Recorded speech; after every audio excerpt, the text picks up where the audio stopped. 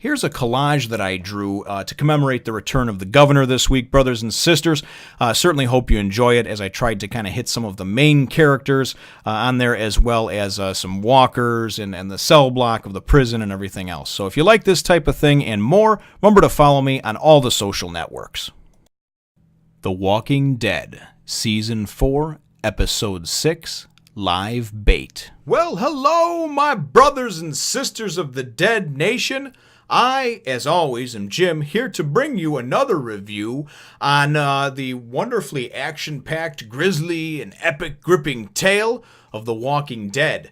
This week's episode, of course, was entitled Live Bait and marks the return of everyone's favorite asshole, the governor.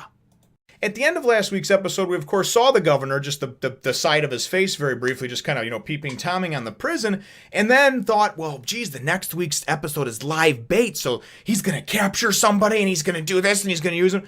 And ultimately, that's not what they did. Now, some of you will actually hate what they did. Some of you will dislike it. Some of you will be like, it was great. Some of you will be indifferent. I personally, I think that I'm aware of the comic books and the side books that they have. I actually own 2 out of the 3. I think the third one is coming out, and I have not yet read them, but they're all like the rise of the governor and how he came to be and his backstory and everything else. And how he came to be who he was, this crazed kind of sociopath, sort of just homicidal maniac. And I heard that he's been toned down in the actual series over here. So this episode was all about him and showing what happened from the exact moment that he gunned down his whole Woodbury crew at the end of season 3, and then showing the months to follow. Now, there's a couple things that can be taken from this episode, and I'll get to them as we come to them. But it starts out with the governor, of course, right after he gunned everybody down, and basically he's like in shock. It wasn't a premeditated thing that he did. It was a spur of the moment thing where he used bad judgment, clearly an error in judgment, as many of the things that he did that were kind of evil and sadistic. I think in the end, he's a protective father that wanted to believe and hold on to the thought with his daughter last season that there was a way of coming back from this, that there was still going to be someone or something, if they held out long enough, that would save them, And I really think it was a father's blind fury, really, and love, I guess, too, for his daughter that really kept him going, throughout this whole thing. When he lost her in the mid-season finale of last year, Michonne obviously putting the sword through her head, even though she was already dead and we all know that and everything else, that's kind of, in my mind, what triggered some of the real evil nature in him. I think before that he did some things that were pretty terrible, but I think ultimately he was able to justify them in his mind and his way of doing things. So this episode starts out again right where the end of last season left off, and it's later on at night. Of course, gets in the car with Martinez and I think Shempert or something the other guy's name was, and they get in the car and they're just driving, and that had to be a lonely, just cold drive because the governor's just cold and withdrawn, right? And the other 2 guys are just like, man, this is fucked. I'm glad he didn't shoot me, right? So they're at a camp later on that night, and a walker comes stumbling into the camp. They got a campfire and some tents out, and they're roasting marshmallows, and the governor's just sitting there, basically, and this thing just keeps walking towards him and eventually stumbles over, falls into the fire, starts on fire a little bit, gets close to the governor, and then Martinez comes out of his tent and puts a hole in it, puts a bullet in its head, and you're thinking, man, I can't believe these people are still loyal to this crazy son of a bitch after he just gunned everybody down, right? So anyway, he winds up going to sleep, and you can see he's just sort of in this shock. And he wakes up the next morning, unzips himself from the tent, unzips the tent, looks out, and Martinez and the other guy, they're gone, okay? They got the hell out of Dodge. They didn't want to deal with this crazed psychomaniac, and they know, hey, listen, he got more bullets, and I don't want him to shoot me for just going against him, looking the wrong way, or, maybe Martinez farts in the truck. I don't know. So they're gone. And then the next several minutes is just kind of this montage with a really cool song playing in the background. I'll have to look it up, actually. But really kind of neat. And he's just sort of wandering, And as he's wandering, it must be for months because he starts to go. He's still got the eye patch, obviously, but the hair starts to get all strewn and long, and he starts to grow a beard. And the beard is a good long beard, okay? Even by, somebody's standards who can go. I got a buddy who, shaves in the morning, and he looks like the Wolfman by noon, And even by his standards, this guy, he grew in some good facial hair. So he actually reminded me of anybody who, and this is dating myself as far as age-wise, is Snake Plissken. It was played by, Kurt Russell. And a movie back in the 80s, when I was a kid, I used to watch it called Escape from New York. And Snake Plissken had this eye patch and just kind of... Anyway, the governor, David Morrissey, reminded me of that in here. So that's what the first portion is just him wandering around. He eventually kind of just goes and stumbles into, I guess, like a small town and walks by this apartment building. He happens to wind up seeing this little girl up in the window, and that's kind of what gets things going. Now, from what I've heard from several of my subscribers and friends and things like that, a lot of this backstory that comes to be was explained in the books. And I have no problem with them doing that, but they should have done it in webisode shorts or maybe in like a bonus episode that was just about him, not in the actual 16 episode season. That's just my personal opinion. So the next, I don't know, maybe third of the episode is basically him going into this apartment building and bonding with this family. And this family is comprised of an older man, the father, the grandfather, I guess you would say, who has stage 4 cancer and is on oxygen, and his 2 daughters. The younger daughter is an aspiring, I guess, a cop in training, and I believe, if I remember right, her name was Tara. And then there's the older one that actually has a child. The child's name is Megan, and the older one's name, and she's not even older. I mean, she's probably in her late 20s, early 30s. Her name was Melody. So anyway, they, of course, are hesitant to want to let him in or whatever, but it's an apartment building, so they basically go and take his guns, and he's still withdrawn, not talking to anybody, and they tell him, hey, go over here and sleep in the other, you can go sleep in this place, in the other, in 203 across the hall.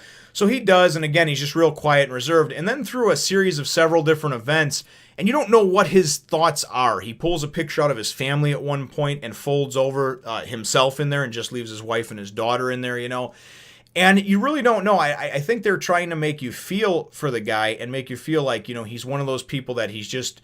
he's just misunderstood, you know what I mean? And he's just doing the wrong things for the right reasons, that sort of thing. But as the show progresses, he winds up bonding with these people. He goes and gets this backgammon game from up in 303 that the grandfather asked for the granddaughter because he plays a lot of board games with her. And as he's up there, he winds up finding a walker sitting in the bathtub that had been shot but not shot in the head, and he stabs it, puts it out of its misery. He goes, brings him the game, then he's going to leave and go out on the road, and the daughter's like, my father's got stage 4 cancer, and he's on his last bottle of oxygen. I know you've already done so much, and I know we got guns, and my sister's this cop and all this other stuff, but like a couple blocks away, there's a retirement home, an old folks home, so could you go get us some more tanks? So the governor goes, and next thing you know, he's an errand boy. He's a pizza delivery guy. He goes over to the retirement home, and he dodges some walkers and just really tries to avoid them, and you get to see... a retirement home full of walkers is what you get to see. People that are bedridden, and now that they're come back to life as walkers, they still can't really walk around. And many of them are very slower than normal, and wheelchair bound and everything like that. He goes and gets to the oxygen room, wherever it is, that there's a whole cart of this oxygen, and as he's wheeling it out, he gets assaulted by some of the walkers that are in there. He manages to escape narrowly with his life and 2 tanks of oxygen, bringing them back to the family. Now, all of a sudden, the family wants him to stick around, and he's living in the apartment across the hall there, and he shaves, he gets rid of the whole mustache and beard deal that he's got going. It looks a little cleaned up, and he starts bonding with the little girl, Megan. Probably reminds him a lot of his own daughter. She's a very sweet little girl that's been very withdrawn. And this Melody chick keeps just appearing and forcing her way into, like, talking to him, and then tells him, after hardly knowing him, she says... basically her husband walked out on her, went to get a Powerball ticket 3.5 years ago and never came back.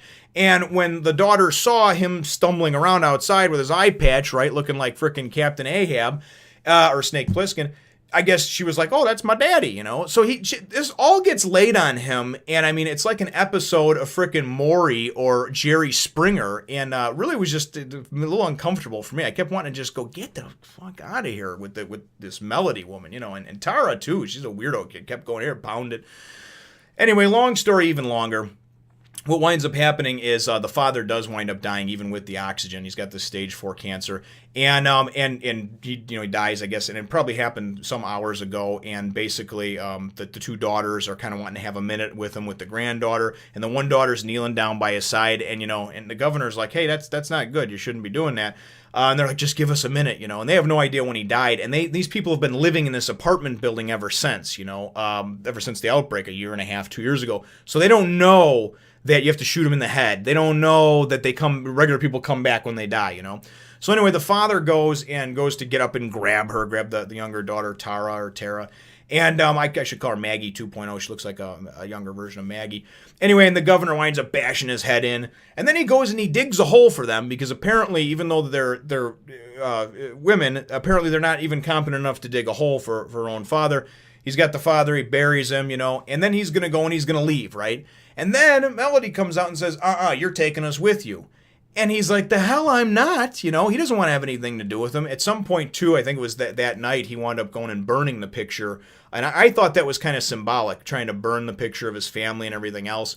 At the beginning of the episode, too, when he went on his whole journey and his little walkabout, he did wind up getting a truck and crashing through the gates of Woodbury that's now deserted. And we wind up seeing him, he's burned down the town. It's been taken over by walkers anyway. And I think that was kind of his way of separating himself and burning himself, burning his old self and his past.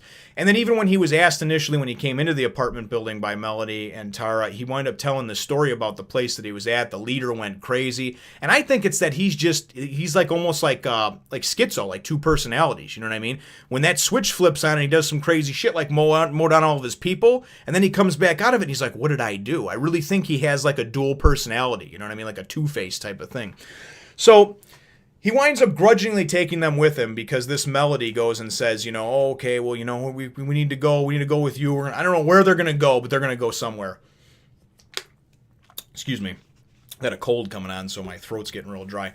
So anyway, so they get in this box truck and they go on this sort of forced feeling journey driving along and they bond a little bit. Later on at night, they're sleeping. I'm not sure if they stopped in tents. They're sleeping in the back of the truck.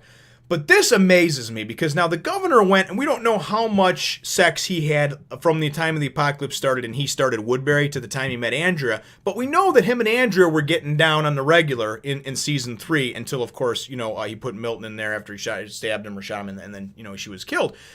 But the governor is the luckiest son of a bitch I have ever seen, okay? I myself, right? I can't get lucky in a women's prison with a fistful of pardons. Now, take a moment to think about that and rewind it if you need to or whatever, but I will say it one more time. Couldn't get lucky in a women's prison with a fistful of pardons, okay? That's me personally, right? The governor, though, when obviously people of the opposite sex and that sort of thing, people willing to even want to have sex during the apocalypse, the governor gets laid by Andrea for several weeks, months, whatever it is.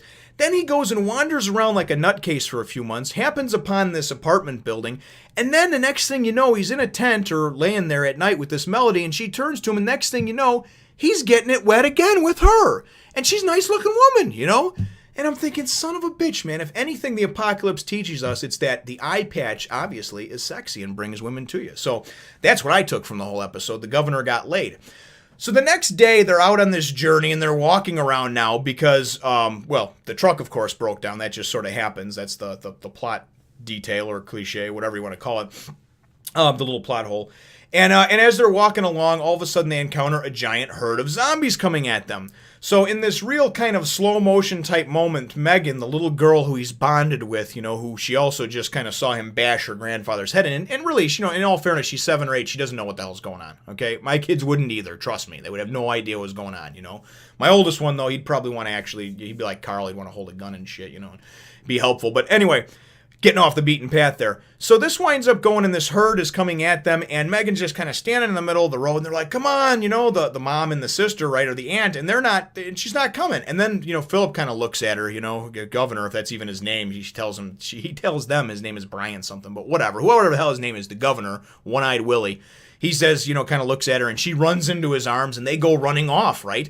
So the episode goes and just comes to a close shortly after that. They're running through the woods. Zombies, of course, are chasing them. Some of them have broken off. Some of them are slowed down by the weeds and the bramble and the bush. But, of course, they're slowed down, too, because conveniently the younger girl, Tara, wound up twisting her ankle right before they saw the herd, so she's hobbled, and of course her sister's carrying her. The governor is carrying the little girl, Megan, and everybody's hopping off through the woods, going through the bramble, the brush, whatever. They get to some tall grass. Next thing you know, and Philip's running. I mean, the governor is running with her, with this little girl. And I feel like it's his replacement family. It's his second chance. He's bonded with them, whatever. It's something he cares for again, right? He goes and all of a sudden, floor drops out from under him, and he's in like a 8-foot deep pit that's dug out that's got like 3 or 4 zombies in it, right? And he goes and just goes caveman on these things. And this is the most wind-up action if you're looking for it. You know, I watch the show for other things now, the relationships and everything else that's developed in building how people are to each other in the apocalypse. But if you're looking for the action, this is the part, last 5 minutes of the episode. He, by hand, goes and kills 3 of these things, man. He smashes one of them into the ground. There's another one that he just kind of grabs and like tears its throat and lower face out of it entirely, right? Then another one, he goes and he grabs a bone. There's just like a femur laying around on the ground, and he grabs the bone and gets up behind the thing, and he starts to go and put it in a full Nelson, but while he's doing that, he just kind of rips the top of its freaking head off as he rips the bone up through its jaw. So very, very gruesome and cool if you like that sort of thing. I should say the chapter, I'm used to doing chapter reviews and things. The episode ends shortly after that, where all of a sudden, we heard it sounded like machine gun fire coming from, we have no idea what happened to Tara and Melody. They were behind him, maybe 20, 30 feet, there's zombies coming. And then all of a sudden, you assume, I'm thinking these hunters everybody's been talking about, whatever the case may be, and all of a sudden, who do we see but our good friend Martinez, who had left the governor, of course, months ago, and we don't know how many months have passed, but at the beginning of the episode, I guess you would say, and he's kind of like, well, now look what we got here type of thing. So that's how the episode ends, right?